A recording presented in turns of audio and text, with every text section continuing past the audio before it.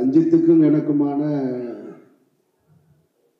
உறவு அல்லது கருத்து மோதல், விரிசல், விவாதம் எல்லாமே மேடையில் அப்படிதான் தொடங்கினது. ஆனால் ரஞ்சித் மாரி ரெண்டு பேருமே சினிமாவுக்கு வந்ததுக்கு பின்னாடி அவங்க ரெண்டு பேரோட எனக்கு அதிக பழக்கம் இல்லை. ஒரு சில இடங்களில் பார்த்தது மட்டும்தான் இருக்கு. ஆனால் அவங்க ரெண்டு பேருடைய சினிமாவுடைய வரவை ஆராதிச்சு கொண்டாடினதுல நான் ஒருத்தன். அவங்க ரெண்டு பேருடைய வெற்றி வந்து அது என்னுடைய வெற்றியாக நான் பார்த்தேன். பல இடங்கள்ல அவங்க ரெண்டு பேருக்காக நான் விவாதம் செஞ்சிருக்கேன், சண்டை போட்டிருக்கேன். அப்படி இருக்கும்போது ரஞ்சித் ஒரு முறை என்ன அவர் படத்தில் நடிக்கிறதுக்காக கேட்டிருந்தார். அவருடைய ப்ரொடக்ஷனில் ரொம்ப முக்கியமான படம், என்னுடைய அலுவலகத்துக்கு வந்து ஆனால் நீங்கள் நடிக்கணும் அப்படின்னாரு. சரி ஓகே, என்னோட அசிஸ்டன்ட் தான் கதை சொல்லுவான் அப்படின்னு. சரி கதை கேட்டேன், எப்படி இருக்குன்னாரு. என்னோட ஒப்பீனியனை சொல்லிட்டேன் நான். ஆனால் அந்த படத்தில் நடிக்கலை நான். ஆக்சுவலாக தண்டகாரண்யம் அது மிஸ் ஆயிடுச்சு. அது அவங்க பேசிட்டு போன டைமுக்கும் அந்த படம் தொடங்கினதுக்கான காலகட்டம் கொஞ்சம் தள்ளி இருந்ததுனால நான் அதுக்குள்ளே என்னுடைய இறைவன் பெரியவன் ஷூட்டிங் கிளம்பிட்டதுனால பண்ண முடியலை. ஆனால் அதே ரஞ்சித்துடைய ப்ரொடக்ஷனில் மாரி செல்வராஜ் வந்து நடிக்கணும்னு என்கிட்ட கேட்குறாரு. மாரியே நான் முதல்ல பார்த்தது வந்து ஈழப்பிரச்சனையில் நானும் மன்னன் சீமானும் கைதாகும் போது அப்போ ராமுடைய அசிஸ்டண்டாக வருவார். அப்படி பார்த்த மாரி செல்வராஜ். அந்த மாரி செல்வராஜ் அதுக்கு பின்னாடி பரியேறும் பெருமாளில் பார்க்குறேன். பரியேறும் பெருமாளுடைய அந்த முதல் படத்திலேயே தன்னை யார் அப்படின்றத ரொம்ப அழுத்தம் திருத்தமாக சொன்ன ஒரு இயக்குனர். அவருக்காக ஒரு சின்ன விழா கூட எடுத்தோம். நான், இயக்குனர் பாரதி ராஜா சார், வெற்றிமாறன் எல்லாருமே சேர்ந்து. அந்த மாதிரி செல்வராஜ் வந்து இப்போ என்னை வந்து நடிக்கணும்னு கேட்குறாரு. ரஞ்சித் அண்ணன் தான் ப்ரொடியூசரு, நீங்கள் நடிக்கிறீங்களான்னு. நான் டைரக்டராக இருந்து நடிக்க வந்தாலும் எனக்கு விருப்பமான அல்லது என் மனதுக்கு நெருக்கமான ஏதாவது இருந்தால் தான் நடிக்கிறது. நடிச்சே ஆகணும் அப்படின்ற எந்த கட்டாயத்திலையும் நான் இல்லை. அதனால் மாறி கேட்கும்போது எனக்கு அந்த நம்பிக்கை இருந்தது. ஏன்னா மாறி போன்ற ஒரு இயக்குனர்கள் தமிழ் சினிமாவுக்கு அவசியம்னு அடிக்கடி நான் சொல்லிக்கிட்டே இருக்கேன். நான் இருந்துக்கிட்டே இருக்கேன். மாரியும் சரி, ரஞ்சித்தும் சரி, 1000 எதிர்ப்புகள் வந்தாலும் உங்கள் படைப்புகளை நீங்கள் தொடர்ந்து செஞ்சுக்கிட்டே இருக்கணும். அதுக்கு என்னை போன்றவர்கள் உறுதுணையாக இருப்போம், பக்கத்திலே இருக்கும். அது எதை வந்தாலும் பார்க்கலாம், சண்டை செய்கிறோம், அதில் ஒன்றும் மாற்று கருத்தே கிடையாது. இப்போ மாறி கேட்டு கதை சொன்னார். கதை சொன்ன உடனே அவர் ஒரு கதை சொன்னார். சொல்லிவிட்டு இது நீங்கள் பண்ணால் நல்லா இருக்கும் சார்னாரு. சரியாக வருமா மாறின்னு? சரியாக வரும் சார், பண்ணுங்க சார்னாரு. சரி ஓகே பண்ணலாம் மாறி அப்படின்ட்டு. அப்புறம் போயிட்டு திருப்பி ஒரு 2-3 வாரம் கழிச்சு வந்தார். 2-3 வாரம் கழிச்சு வந்துட்டு, சார் நான் சொன்னேன், ரஞ்சித் அண்ணன்ட்ட பேசினேன், அப்புறம் பார்த்தேன், டே அது அப்படி இருந்தால் நல்லா இருக்குமாடா, இன்னும் கொஞ்சம் அதை மாற்றுறான்னு சொன்னார். திருப்பி வந்தார். திருப்பி வந்து எதையோ மாற்றிருக்கேன் அப்படின்னு சொன்னார். நானும் அப்புறம் அப்படியா சரின்னு கேட்டுக்கிட்டேன். அவர் முதல்ல என்ன சொன்னாருன்றது என் மைண்டில் இல்லை, ரெண்டாவது என்ன சொன்னாருன்றது என் மைண்டில் இல்லை. நான் நடிக்கணும்னு முடிவு எடுத்துட்டேன். வெற்றிமாறன் கேட்ட உடனே எப்படி நடிக்கணும்னு ஒத்துக்கிட்டேனோ அது போல் மாறி கேட்ட உடனே நடிக்கணும்னு நான் ஒத்துக்கிட்டேன். அவ்வளோதான், அது என் மைண்ட்லேயே இருந்துச்சு. அவர் என்ன சொல்கிறாரு சொல்லலைன்றதெல்லாம் அப்புறமா அந்த படப்பிடிப்பு தொடங்கும் போது சில பிரச்சனைகளில் அப்போ நான் இல்லை. அப்புறம் படப்பிடிப்பு ஸ்டார்ட் ஆயிடுச்சு. திரும்ப ரொம்ப நாள் கழிச்சு ஒரு தடவை ஃபோன் பண்ணுறாரு. சார் என்ன சார் போகலாமா சார் அப்படின்னு. என்ன மாதிரி விளாட்றீங்களா நீங்கள் எப்போ ஜனவரி பிப்ரவரியில் கேட்டீங்க, இப்போ திடீர்னு வந்துருக்கீங்க, நீங்கள் ஷூட்டிங் போயிட்டீங்கன்னு கேள்விப்பட்டேன். சார் இல்லை சார், அது அப்படியே தான் இருக்குது, நீங்கள் தான் வரணும், நீங்கள் தான் நடிக்கணும் அப்படின்னு. சரி மாதிரி வர்றேன் மாதிரி அப்படி தான் மாறி கூட இந்த படத்தில் நான் ஜாயின் ஆகிட்டேன். இப்போ அவர் ஒரு டைரக்டரு. அந்த படத்தோட கதை பிகினிங்லேருந்து எண்டு வரைக்கும் அவருக்கு தெரியும், சேஞ்சஸ் தெரியும், எல்லாருக்குமே அப்படி தான். அப்போ என் படத்தை கேட்டிங்கன்னா எனக்கு தெரியும். நான் அவர் சொன்ன எந்த கதையும் எனக்கு ஞாபகம் இல்லை. அந்த கேரக்டர் மற்ற விஷயங்கள் மட்டும்தான் ஞாபகம் இருக்குது. ஸ்பாட்டில் என்ன பண்ணுவாப்புலன்னா மாறி நான் அந்த கதையை முழுசாக ஞாபகம் வச்சிருக்கிற மாதிரியே நினச்சி சொல்லுவாப்புல. சார் அந்த இருக்குல்ல சார், அந்த சீன் அது இருக்குல்ல, அதுக்கடுத்து இதும்பாப்புல. நானும் தெரிஞ்ச மாதிரி சரி சரி சொல்லுங்க எதுவுமே எனக்கு ஞாபகம் இல்லை. மாறி என்ன சொன்னாரோ அதை செஞ்சுருக்கேன் நான், அவ்வளோதான். இந்த படத்தில் எப்படி வட சென்னையில் அந்த ராஜன் கேரக்டருக்கான வெற்றிமாறனை சேருமோ, இந்த பாண்டியராஜனுக்கு ஏதாவது ஒன்று வந்ததுன்னா அது மாரி செல்வராஜுக்கு தான் போயிடுச்சு. அது எனக்கு அதுக்கு எந்த தொடர்பும் இல்லை. மாரியும் ரஞ்சித்தும் என் மேலே வச்சிருக்கிற அன்புக்கு நான் நன்றி ரொம்ப. ஏன்னா மாறி நான் எப்போ எமோஷனலாக ஆகிற ஆள் கிடையாது, நான் ரொம்ப ஸ்ட்ராங்கான ஒரு ஆள். மாறி அதை சொல்லும்போது அவர் எதிர்பார்த்ததை விட கூடுதல் அந்த கேரக்டர் பண்ணியிருக்கேன், நான் பண்ணியிருக்கேன்னாரு. அவர் தான் அதை வாங்கியிருக்காரு. அதனால் மாரிக்கு தான் அந்த கிரெடிட் போய் சேரும். அதுக்கப்புறம் துரு, உங்களுக்கெல்லாம் இந்த துருவை எப்போ தெரியும்னு தெரியல. நான் பார்த்தது இந்த உலகம்னு 99 பார்த்தேன் நான் வீட்டில். சினிமா எவ்வளோ விசித்திரமானது அப்படின்றத இந்த ஸ்டேஜை வச்சு என் மைண்டுக்குள்ளே ஓட்டி பார்க்குறேன் நான். அவங்க அப்பாவும் நானும் ரொம்ப நெருங்கிய நண்பர்கள். அது யாருக்குமே தெரியாது, சினிமாவில் எங்கேயுமே அதை பற்றி நாங்கள் பேசிக்கிட்டதுமே கிடையாது. அவருடைய உழைப்பு என்னன்னு பக்கத்தில் இருந்து பார்த்தவன் நான். சேது படத்தில் டே 1லேருந்து பூஜையிலேருந்து ரிலீஸ் வரைக்கும் பார்த்தவன் நான். சேது வெற்றிக்கு அப்புறமும் பக்கத்தில் இருந்து பார்த்தவன் நான். அப்போல்லாம் துருவை போய் பாருங்க, 2 வயசு இருக்குமா துருவ அப்போ 99ல் 2 வயசு இல்லைனா 3 வயசு. பெசன் நகர் வீட்டில் எதையாவது கேட்டால் அடம் பிடிச்சிக்கிட்டே இருப்பாப்புல. நான் தான் தூக்கிட்டு போவேன் கடைக்கு வாயாந்து. அவங்க ரொம்ப ஸ்ட்ரிக்டான அம்மா, அப்பா வந்து ரொம்ப செல்லம் அவருக்கு. அதுக்கப்புறம் துருவை எப்போ பார்த்தேன் அப்படின்னா ஒரு 10 இயர்ஸ் இருக்குன்னு நினைக்கிறேன் நான். அவங்க அப்பா விக்ரம் சார், அவங்க அம்மா, அக்கா எல்லாம் சேர்ந்து சாப்பிட போகணும், டின்னர் போகணும்னு சொல்லிட்டு நானும் என் ஒய்ஃபு என் குழந்தை எல்லாரும் சொல்லி போனோம். இப்போ என் பொண்ணு கேட்குது, அங்கேயும் வந்து அதே மாதிரி தான் பண்ணிக்கிட்டு இருந்தாப்புல. டேபிள்லேருந்து அங்கேருந்து அங்கே இருக்கிற ஃபுட்டு எடுத்தாப்புல, இங்கேருந்து அங்கிட்ட அது வேணுன்ற அடுத்த பிளேட்டில் என்ன இருக்கோ அதை தான் கேட்டுட்டு இருந்தேன். அப்படி தான் துரு பார்த்தேன் நான். அதுக்கு பின்னாடி யூஎஸ் போயிட்டாரு, படிச்சுட்டு வர்றாரு. இப்போ பார்த்தா பைசனில் ஒரு நாள் பார்க்குறேன் நான். எனக்கு சேதுல விக்ரம் எப்படி பார்த்தனோ அப்படியே இருக்கு. விக்ரம் சார்ட்ட ஒரு வெறி இருக்கு. அவர் வந்து நான் சொல்கிறத கொச்சையாக எடுத்துக்க வேணாம், நான் என் மனசில் ஃபீல் பண்ணதை சொன்னேன் நான். அந்த படம் நடந்துட்டு இருக்கும்போது அவர் ரொம்ப ஃபைட் பண்ணி தான் இந்த இண்டஸ்ட்ரிக்குள்ளே வந்தார். நிறைய அவமானங்கள் பட்டிருக்காரு. அதை எதையுமே உங்களுக்கெல்லாம் தெரியாது, எனக்கு தெரியும். யார் அவரை அவமானப்படுத்தியது, எப்படிலாம் படுத்தினாங்க, அவங்கெல்லாம் இன்னைக்கு என்ன பொசிஷனில் இருக்காங்கன்றதெல்லாம் எனக்கு தெரியும். அவ்வளவு சொல்லுவார் என்கிட்ட.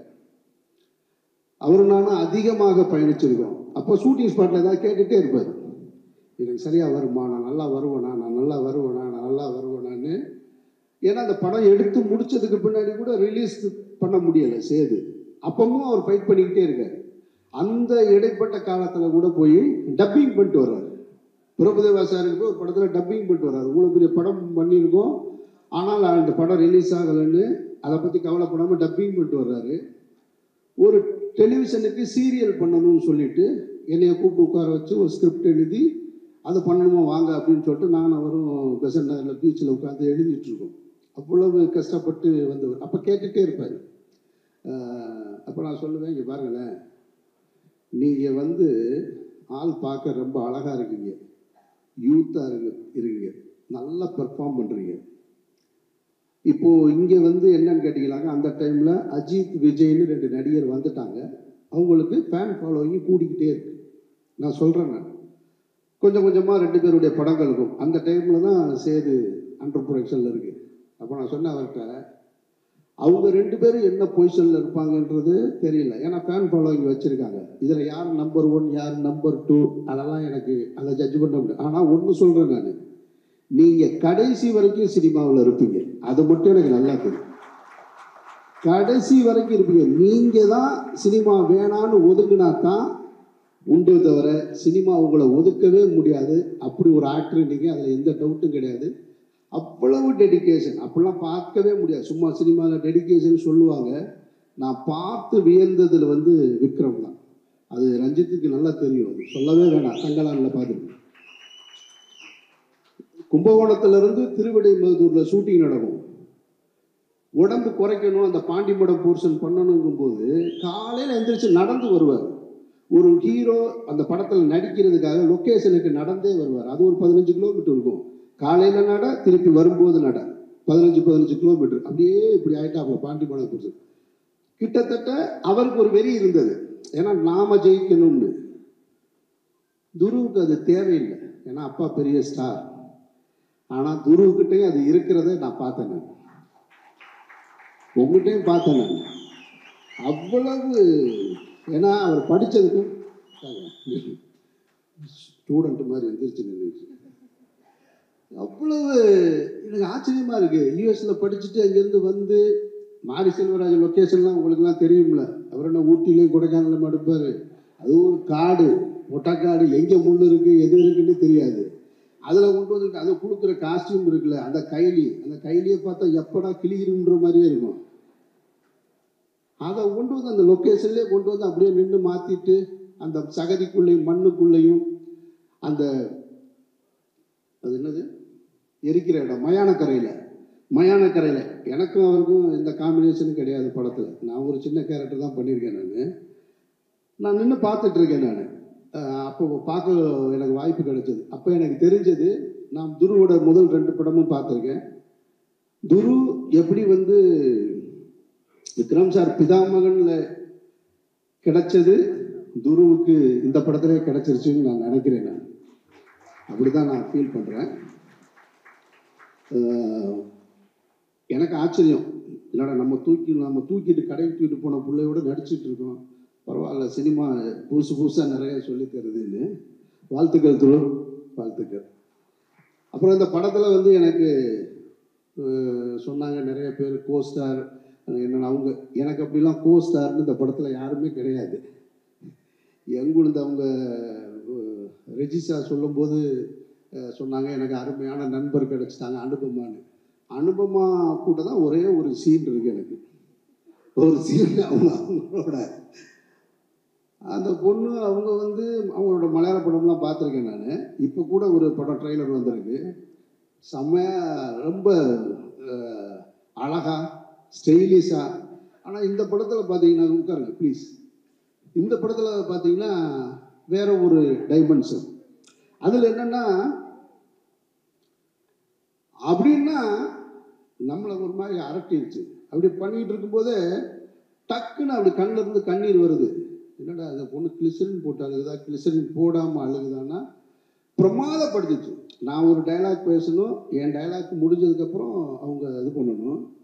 டைலாக்கே இல்லை, அந்த பர்ஃபார்மன்ஸ்லேயே ரியாக்ஷன், அதுக்கான பதிலை சொல்லி முடிச்சுட்டாங்க. ரொம்ப நான் ரசித்தேன், உண்மையிலேயே அன்றைக்கி நான் ரசித்து பார்த்தேன். வாழ்த்துக்கள். அதெல்லாம் அவ்வளவு இது. ஆனால் இவங்களெல்லாம் ஷூட்டிங் ஸ்பாட்டில் பார்க்குற வாய்ப்பு மட்டும் எனக்கு கிடைச்சது, காம்பினேஷன் கிடையாது. ஷூட்டிங் ஸ்பாட்டில் பார்த்தேன், ரெஜிஸா பார்த்தேன், பசுபதி சார் பார்த்தேன். பசுபதி சாருக்கு எனக்கும் ஒரு உறவு இருக்குது, அது அவருக்கும் தெரியாது, நானும் சொன்னதில்லை. அது என்ன உறவுன்னா, பருத்தி வீரன் படத்தை நான் பொதுவாக என்னுடைய திரைப்படங்களுக்கான கதையை எழுதும்போது இதில் யார் நடிக்கிறா அப்படின்லாம் எழுதுகிற பழக்கம் இல்லை. அது ஒரு கேரக்டர், அப்படிதான். ஆனால் சித்தப்பு கேரக்டரை எழுதும் பொழுது சித்தப்புவை மட்டும், ஹீரோ யாருன்னு நான் முடிவு பண்ணல. சித்தப்பு கேரக்டரை எழுதும்போது மட்டும் இது பசுபதின்னு சொல்லிக்கிட்டே இருந்தேன் மைண்டில். அப்படி எழுதின கேரக்டர் தான் சித்தப்பு கேரக்டர். அந்த டைமில் அவரை என்னால் ரீச் பண்ண முடியலை. அப்புறம் தான் அதை வந்து சரவணன் சாரை வச்சு நான் எடுத்தேன். நான் லால் சாருடைய படங்களுக்கு நான் ரசிகன். நான் உங்கள் ரசிகன் சார், உங்களுக்கு தெரியாது. அது உங்களுடைய திரைப்படங்களுக்கு ரசிகன், உங்களுடைய நடிப்புக்கு ரசிகன். நான் உங்களுக்கும் எனக்கும் காம்பினேஷன் சீன் இல்லை, அதனால் உங்களையும் எனக்கு பார்க்குறதுக்கான வாய்ப்பு கிடைக்கல. ஆமாம், எனக்கு என்னென்னா, இப்போ என்னோட கோ ஆர்டிஸ்ட்லாம் யாரும் தெரியுங்களா? அவங்கெல்லாம் மேடையில் கூப்பிடல, பூரா அந்த 5 கொலை பண்ணவங்க, 4 கொலை பண்ணவங்க, இவங்க தான் என் கோ ஆர்டிஸ்ட்டு. இவங்களோடய தான் நான் அந்த படத்தில் அதிகமாக இருந்திருக்கேன். அப்புறம் மற்றபடி இந்த கம்பெனியை பற்றி சொல்லணும். அப்ளாஸ், நானும் ப்ரொடியூசராக இருந்திருக்கேன், டைரக்டராக இருந்திருக்கேன், நானும் வேறு படங்களை நடிச்சிருக்கேன் வேறு கம்பெனியில். ஒரு கம்பெனி எப்படி இருக்கணும் அப்படின்றதுக்கு நான் பார்த்த பெஸ்ட் எக்ஸாம்பிள் அப்ளாஸ் அப்படின்னு நினைக்கிறேன். அந்த டீமோட ஒர்க்கு, அவங்க ஆர்டிஸ்ட்டை அப்ரோச் பண்ணுறது, அவங்க ஒவ்வொரு ஷெட்யூல் போடுறது, ஒரு ப்ரோக்ராமை எப்படி நடத்தணுன்றது, உண்மையிலேயே வந்து தமிழ் சினிமாவில் இப்படி ஒரு கம்பெனி எனக்கு தெரிஞ்சு நான் பார்க்கல. நிறைய இருக்கலாம், எனக்கு தெரியலை. எனக்கு தெரிஞ்ச அப்ளாஸ் இருக்குது. வாழ்த்துக்கள் உங்களுக்கு. இதே மாதிரி நீங்கள் தொடர்ச்சியாக இருங்க. அப்புறம் மாரி வந்து மாரியுடைய படங்கள், அவருடைய பேச்சு, அவருடைய சினிமா எல்லாம் எல்லாருக்குமே தெரியும், நான் சொல்ல வேண்டியதில்லை. ரொம்ப சீரியஸாகவே இருக்கும். ஆனால் எனக்கு ஒரு ஆச்சரியம், மாரிக்குள்ளே வந்து ஒரு ஹீரோ, ஒரு ஒரு ஒரு ரொமான்ஸ் இருக்கான்னு ரெஜிஸா சொல்லும்போது தான் எனக்கு தெரியுது. அவங்க தண்ணிக்குள்ளே விழுந்தாங்கன்னு உடனே கூலிங் கிளாஸோட கூச்சிருக்காரு அப்படின்னு. ஏன்னா அவங்களுக்கு நீச்சல் தெரியாது, எனக்கும் தெரியாது. இப்போ ஒருவேளை எனக்கு அந்த சீன் இருந்துச்சுன்னு வச்சுங்க, நான் விழுந்துருந்தேன்னு வச்சுங்க, டே அசிஸ்டண்ட்டை கூப்பிட்டு அவன் என்ன ஆச்சுன்னு பாடுறான், ரொம்ப நேரம் ஆச்சு உள்ளே போய். ஆனால் உண்மையிலே இது வரைக்கும் தமிழ் சினிமாவில் எம்ஜிஆர் கூட செய்யாதது கூலிங் கிளாஸோட குதிச்சது. நீங்கள் அவர் கூட போகும்போது எல்லா படத்துலையும் பார்த்துருக்கோம், கண்ணாடியை கலட்டிட்டு தான் குதிப்பாங்க. நீங்கள் ஒரு படி மேலே போயிட்டீங்க. ஆமாம், ஷூவோட வாட்செல்லாம் கழட்டி கொடுப்பாங்க சண்டை போடும்போது. நீங்கள் அதுக்கு மேலேயும் போயிட்டீங்க. அதுதான் சொன்னாங்க, சரி பெஸ்ட் ஃப்ரெண்டுன்னு. வாழ்த்துக்கள் 2 பேருக்கு. அப்புறம் இந்த தம்பி கேமராமேன் எழிலரசன் தானே, அருமையான ஒர்க்கு, பிரமாதப்பட்டுச்சு. நான் ஸ்பாட்டில் பார்த்து ரொம்ப அட்மையர் ஆனேன். ரொம்ப ரொம்ப பிடிச்சது எனக்கு உங்களுடைய ஒர்க்கு. அப்புறம் இந்த நிவாஸ் மியூசிக் டைரக்டர் எங்கே இருக்காப்புல நிவாஸ், எனக்கு ஒரு நிமிஷம் வந்து துருவுக்கு போட்டியாக நீங்கள் வந்துருவியோன்ற அந்த அச்சம் இருந்தது. என்ன டான்ஸ் ஆகி, என்ன பெர்ஃபார்மன்ஸு ஸ்டேஜில். மாறி இப்படி பார்க்குறாப்புல, அடுத்த படம் இவனே போட்டுருவோமா நம்ம ஹீரோவா அப்படின்னு எனக்கே தோணுச்சு. ஏன்னா இப்படி ஒரு எனர்ஜி எங்கேருந்து வரும்? அத்தனை பாட்டை எப்படி மனப்பாடம் பண்ணி அதை பாட முடியும்? அது இப்போ அந்த மூடோட அதில் டான்ஸ் வேறு இடையில ஒரு இடத்துல மைக்கேல் ஜாக்சன் ஸ்டெப்பெல்லாம் போகிறாப்புல, அப்படி ஜம்ப் பண்ணி போகிறாரு. இவ்வளவு எனர்ஜிலாம் யாருக்கிட்டையுமே இருக்க வாய்ப்பு இல்லை. நான் எழுதி தரேன், நீ கண்டிப்பாக ஹீரோவாக போறீங்க, அது எந்த மாற்று கருத்தும் கிடையாது. அதனால் இந்த பைசன் வந்து படம் பார்க்கக்கூடிய வாய்ப்பும் எனக்கு கிடைச்சது. மாரியுடைய மற்ற படங்களை விட இங்கே ஏற்கனவே அவங்க சொன்னது மாதிரி இந்த படம் வந்து ரொம்ப இன்னொரு டைமென்ஷனாகவும் இருக்குது. கிராமங்கள்லேயே அந்த கேமராவை வச்சு அந்த கிராமத்து மனிதர்களை வச்சு எடுத்துக்கிட்டு இருந்த மாதிரி ஒரு ஸ்டெப்பு மேலே போய் இன்னொரு டைமென்ஷன் இருக்குது. அந்த ஸ்போர்ட்ஸ் சம்மந்தமான படமாக இருக்கிறதுனால நான் பார்த்தேன். ஏன்னா அந்த இடத்துல கொஞ்சம் தடுமாற்றம் இருக்கும் எல்லாருக்கும். அதை உடைக்கிறது இருக்குல்ல, அந்த உடைக்கிறத சரியாக உடைச்சிருக்காரு. பாரதி ராஜா சாருக்கு இந்த பிரச்சனை இருந்ததுன்னு சொல்லுவாங்க. அவருடைய முதல் 3 படங்கள் கிராமத்து படங்களாக இருந்தது. வெற்றி படங்கள், தொடர் வெற்றி படங்கள், 16 வயதிலே, கிழக்கே பூங்குழல், புதிய வார்ப்புகள்லாம் வெற்றி ஆன உடனே இந்த ஆளுக்கு கிராமத்து படம் தான் எடுக்க தெரியும், வேறு எதுவும் எடுக்க தெரியாதவனே வச்சாரு. ஒரு ஆப்பு சிகப்பு ரோஜாக்கள்னு ஒரு படம், எல்லாத்தையும் தாண்டி ஒரு ஹிட்டு. அது மாதிரி இன்னொரு இடத்துக்கு மாறி நகர்ந்துருக்காப்புல. மாறி அந்த விஷுவல்ஸும் நான் பார்த்தேன். வாழ்த்துக்கள் மாறி, வாழ்த்துக்கள். இப்போ யாரையும் விட்டுட்டேன்னா, யார் அனீஸ் உங்கள் தம்பி போயிட்டான், அப்படி எனக்கு அடையாளம் தெரியல ஐயா பாயுடைய பேரை. அவங்க சொன்ன மாதிரி சின்ன பையனாக தான் நான் பார்த்துருக்கேன் நான். வாழ்த்துக்கள் மாறி, உங்களுடைய திரைப்பயணத்தில் பைசன் இன்னும் ஒரு மகுடமாக இருக்க என்னுடைய நெஞ்சார்ந்த வாழ்த்துக்கள். நன்றி.